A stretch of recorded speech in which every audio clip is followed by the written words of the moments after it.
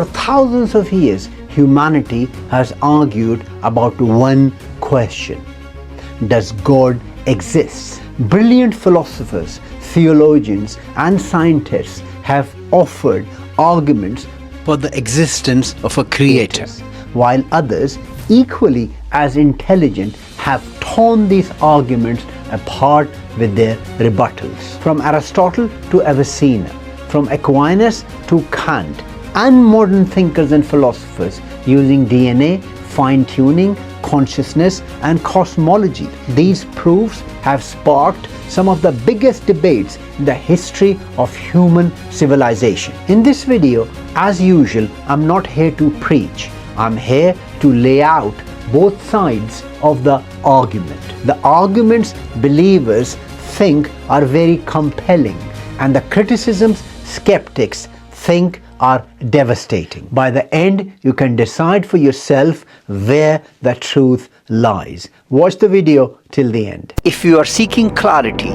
in the core concepts, fundamental principles, and basic beliefs of all religions, history, and philosophy, you have come to the right place. Welcome to my channel, History, Religion, and Philosophy Bite Size. Please don't forget to subscribe, like, and share. At the outset, I've gathered together what I believe is just about every major argument ever presented for the existence of God, organized clearly into 4 powerful tables. Table 1 lays out the cosmological and metaphysical arguments, the big questions about why everything exists in the first place. Table 2 covers design, order, complexity, and the fine-tuning of the universe, arguments drawn from the remarkable structure of reality. Table 3 focuses on the human dimension, the mind, morality, consciousness, and our deepest experiences. And Table 4 brings in historical, scriptural, and civilizational arguments, how the story of humanity itself points toward something beyond us. After laying out the 4 major categories, I have also created a separate table that traces these arguments across history, showing how ideas about God evolved through time.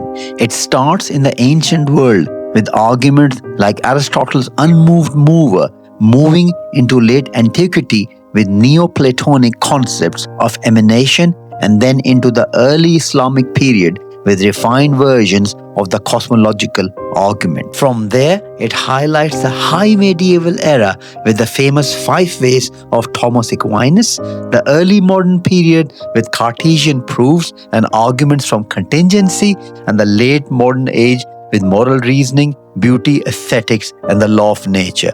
Finally, it arrives in the contemporary era from 1952 to the present, featuring the modern Kalam argument, fine-tuning, DNA-based reasoning, and more.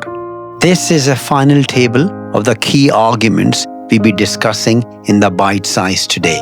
The cosmological argument, the teleological argument, moral argument, argument from contingency, and some of their variations. Enjoy the video. The purpose of the bite-sized videos is to break down complex concepts into simple and easy to understand narrations. It requires a lot of effort and research. Please don't forget to like, subscribe, and share so we can spread the message as much as possible. Let's start with the cosmological and contingency argument. At its core, the cosmological argument makes a simple but deep claim. The universe cannot explain its own existence. If the universe began to exist, then something must have caused that beginning. And even if it has always existed, its ongoing existence still needs an explanation. Why does anything exist at all? From this basic question, philosophers over the last 1,000 years have developed several versions of the cosmological argument. One of the most influential threads come from the Islamic Kalam tradition. The Mutakallimun believed that reason can demonstrate God's existence. Their key idea was straightforward. Whatever began to exist has a cause, and the universe began to exist. Al-Kindi introduced this line of reasoning, but it was Al-Ghazali who shaped it into its classical form. In The Incoherence of the Philosophers, he argued that an infinite past is impossible. If time stretched back forever, we would never reach the present moment. So the universe must have had a beginning, and a beginning may require a cause beyond matter, time, and natural processes. In modern times, philosophers like William Lane Craig revived this as a Kalam cosmological argument. They point to Big Bang cosmology, the expansion of the universe, and the increase of entropy as scientific reasons to think the universe had a starting point. And since the laws of physics only exist once the universe exists, they cannot explain its own origin. Whatever caused the universe must therefore lie beyond the physical world. Alongside this, medieval Islamic philosophy developed another powerful approach, the contingency argument. Most clearly formulated by Avicenna or Ibn Sina, Avicenna distinguished between necessary beings whose existence is independent and cannot fail, and contingent beings which depend on other things. Since everything in the universe is contingent, the universe as a whole cannot explain itself. There must be a necessary being that gives existence to everything else. This idea deeply influenced later thinker, especially Thomas Aquinas, who used it in his third way. Later, Leibniz sharpened the argument even further with his famous question, why is there something rather than nothing? Contingent things cannot be ultimate explanation. Only a necessary, self-sufficient being can complete the chain of explanation. These three threads, Kalam, Thomistic, and a Leibnizian, differ in their methods, but they agree on one important conclusion. The universe is not self-explanatory. Either it began and needs a cause, or it is full of contingent things that need a deeper explanation. In both cases, a necessary being is proposed as the ultimate answer. Of course, each version faces objections. Critics question the Kalam claim that an infinite past is impossible, noting that mathematics has no problem with actual infinities. Others argue that the principle, whatever began to exist has a cause, may not apply to the universe itself because we have no experience of universe beginning. Quantum mechanics raise further puzzles, since some subatomic events appear to occur without clear classical causes. Philosophers like Hume and Kant add their own challenges. Even if the universe has a cause, why is Hume? It is God. And can concepts like causality even apply to the origin of space and time? Modern cosmology adds more speculative possibilities. Multiverse theories, quantum vacuum models, and scenarios without a definite beginning. The teleological and fine-tuning arguments design in the universe. The teleological argument, also known as the argument from design, begins with a simple observation. The universe appears ordered, structured, and purposeful. From the precise laws that govern nature to the complexity of living organisms, the world does not look random or chaotic. The traditional conclusion is straightforward. Where there is design, there must be a designer. One of the most famous versions of this argument comes from the 18th century philosopher William Paley. He asked us to imagine finding a watch on the ground. We would instantly assume that someone designed it because its parts work together for a purpose. Paley argued that living organisms such as the human eye show far more complexity and purpose than any watch. If a watch requires a designer, then surely life itself does too. In this classical form, the teleological argument focuses on biological complexity and apparent purpose in nature. However, in the modern world, the design argument has shifted from biology to physics and cosmology. The newer version is known as the fine-tuning argument, and it has become the most influential form of teleological arguments today. The fine-tuning argument starts with a striking discovery. The basic laws and constant of physics appear to be set with extremely narrow ranges that allow life to exist.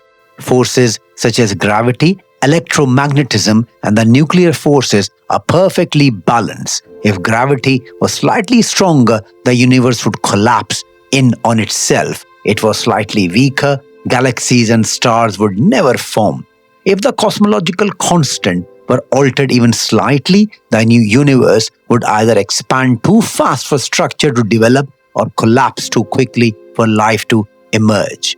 The astonishing part is not just that these constants exist, but they are balanced with extraordinary precision. The odds of all these values falling into the narrow life-permitting range by pure chance seems unimaginably small.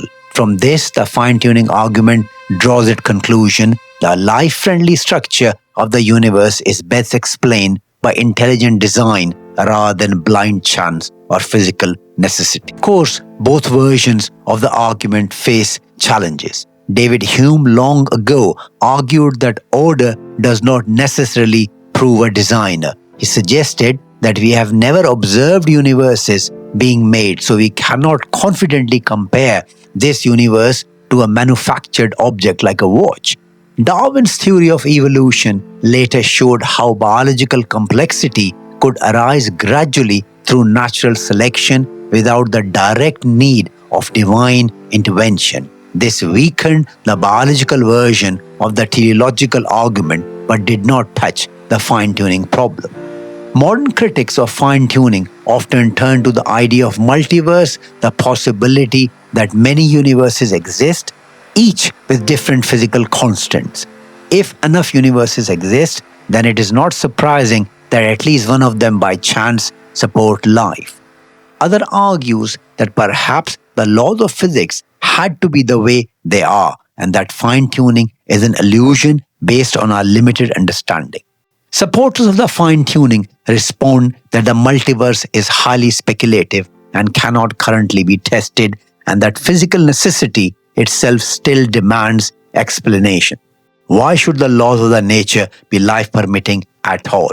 To them, design remains the best explanation. In the end, the teleological and fine-tuning arguments do not claim to offer mathematical proof of God's existence. Instead, they offer an inference to the best explanation.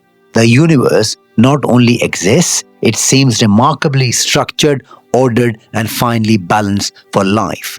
Whether one sees this as the result of intelligent design, deep physical necessity, or cosmic chance, the question itself remains unavoidable. The moral argument: does morality point to God? The argument for morality begins with a simple but powerful idea. Human beings experience objective moral duties. We do not just believe that things like kindness, justice, honesty, and compassion are useful. We believe they are truly right. Likewise, we believe that murder, torture, and cruelty are not just socially inconvenient, but genuinely wrong, regardless of opinion, culture, or era. From this shared moral experience, the moral argument draws its conclusions. If objective moral values and duties truly exist, then there must be a source that gives them their authority. Moral laws, like physical laws, suggest a lawgiver, and since moral obligations bind persons, their source must itself be personal. Therefore, many conclude that God is the best explanation for why objective morality exists at all. However, the argument faces serious challenges. Critics argue that morality can arise naturally through evolution and social cooperation.